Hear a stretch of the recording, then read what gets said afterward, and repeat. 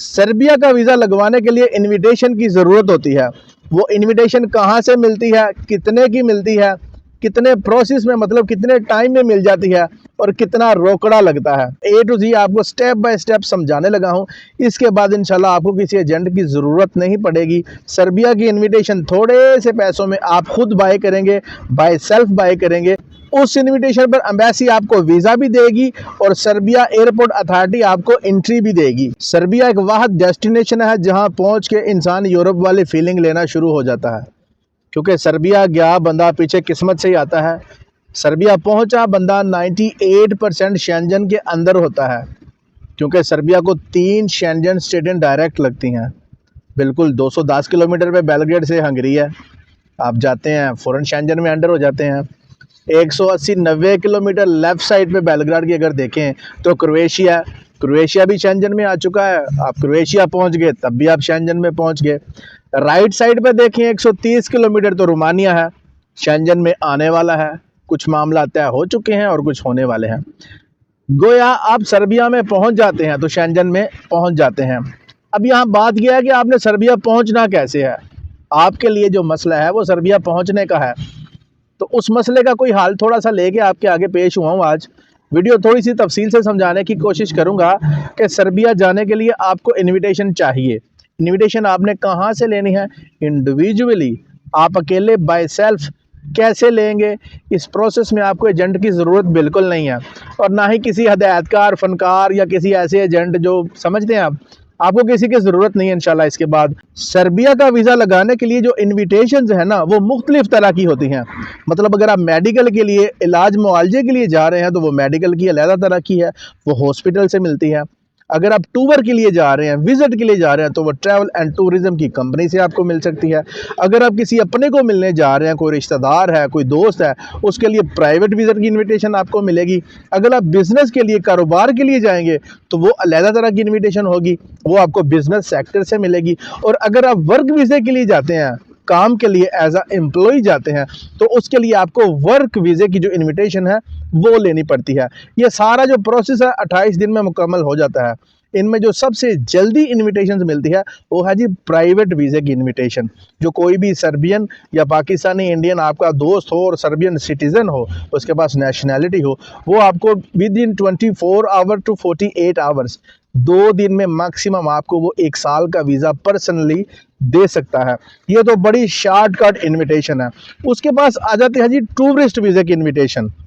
Tourist visa की invitation का जो मेरा मेन मकसद है आपको समझाने का, वो आपके लिए लेना थोड़ी सी आसान होती है।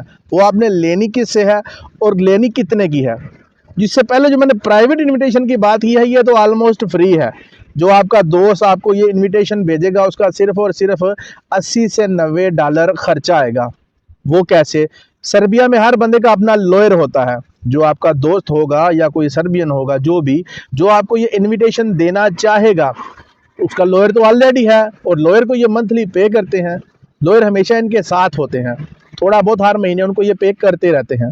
तो लॉयर जाएगा जनाब अदालत में, वहाँ जाके इनविटेशन प्रिंट करवाएगा, प्रिंट करा के इमिग्रेशन को देगा।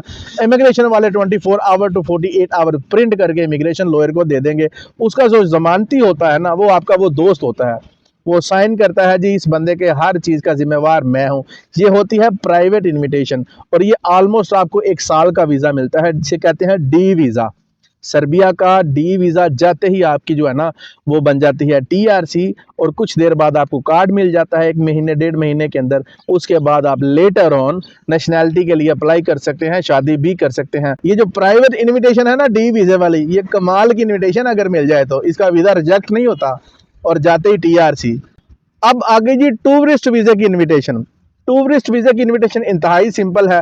आपने सिंपली गूगल क्रोम पे जाना है, वहां जाके आपने सिंपली लिखना है best travel and tourism company in Belgrade, या आपने लिखना है बेस्ट टूर ऑपरेटर कंपनी या एजेंसी इन बेलग्रेड। जैसे ही आप लोग ये वेबसाइटें खोलेंगे, सैकड़ों की तादाद में वेबसाइट्स आपके सामने आ जाएंगी। अब इनमें से आपने जो मार्क करनी है ना, मतलब जो भी वेबसाइट है उसकी आपने जो सर्च करनी है, उसकी रेटिंग देखनी है, जो आपको बेहतर लगे, जो टॉप होगी टॉप 10 में, उसमें कोई एक चूज़ कर लें। नीचे उनकी ईमेल है, आप उनके साथ रब्ता करें। वो आपसे चार्ज करते हैं सिर्फ और सिर्फ $150। $150 आपसे चार्ज करेंगे, आपको इनविटेशन दे देंगे।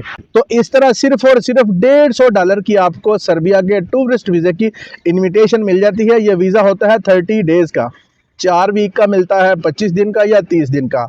अब इसमें आप पैकेजेस भी ले सकते हैं। आप उसी कंपनी को बोलेंगे भाई मेरा tour plan, tour package arrange कर दें। एक बात आपको यहाँ बताता चलूँ कि आपको सर्बिया का होटल वाउचर लाजमी चाहिए। होटल आपका पेड होना चाहिए, वो आप कंपनी को पैसे सेंड करेंगे पहले एडवांस में। वैसे तो ये जो आपकी इनविटेशन है इसके पैसे भी एडवांस ही होते हैं।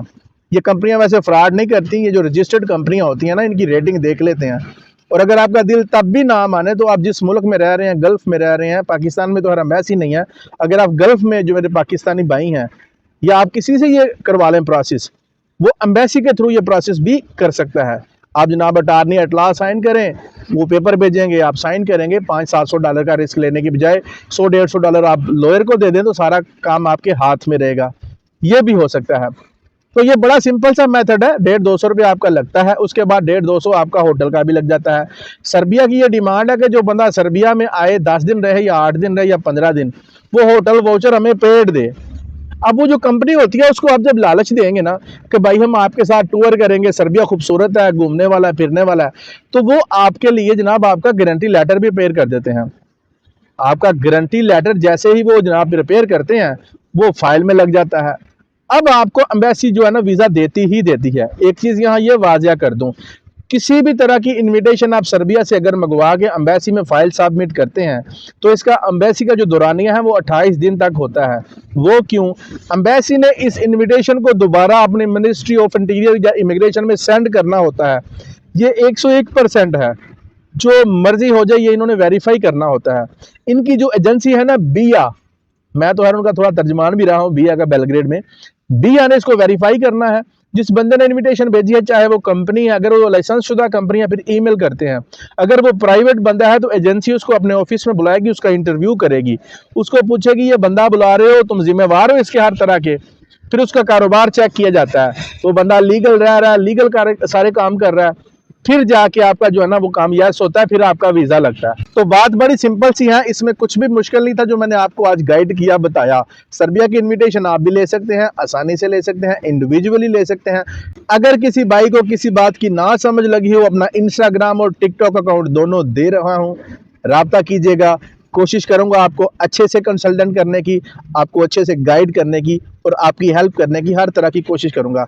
उम्मीद है आपको मेरी वीडियो पसंद आई होगी। अगर पसंद आई हो दोस्तों से शेयर भी कीजिएगा, इसको लाइक और कमेंट लाजमी कीजिएगा और बेल आइकन को लाजमी प्रेस कीजिएगा कि डंकी, वर्क वीज़ा, विजिट वीज़ा और इमिग्रेशन के मुतालिक हर न्यू अपडेट वीडियो आप तक पहुँच सके। अपना ख्याल रखिएगा, मिलते हैं अपनी अगली इंफॉर्मेटिव वीडियो के साथ, तब तक खुदा हाफिज़।